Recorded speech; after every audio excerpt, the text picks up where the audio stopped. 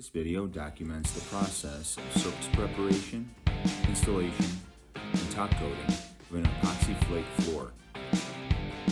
The surface being renovated is an old quarry tile.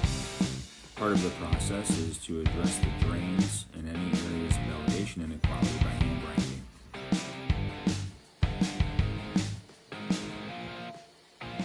Also included in the process is shot blasting to clean out inside the grout joints as well as the tiles. This process will also provide mechanical tube, but most important will be the removal of any surface layers or contaminants that are inside the grout lines or on the top of the tile.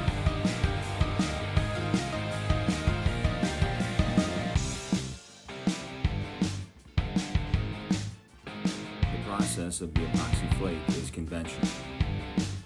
This means that it's pretty much the same as if coating a concrete floor, a plywood floor, or in this case, quarry tile. The process is pretty much the same. The epoxy is spread out at a given thickness, in this case approximately 50 mils. As the placement takes place, the flake is broadcast into the wet material to full saturation. The process looks pretty much the same as if it were concrete.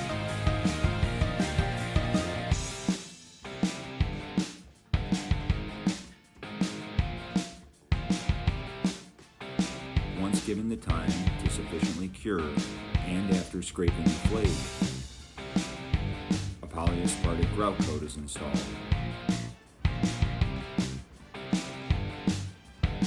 This is done by squeegee and back roll. The process is most efficiently done using at least 2 people. One person that's dedicated to squeegeeing the material over the floor, and the second that follows behind the roller. This makes it possible to place the material at a thickness that's uniform, and the worker that follows behind with the roller. This helps to reduce any ridges.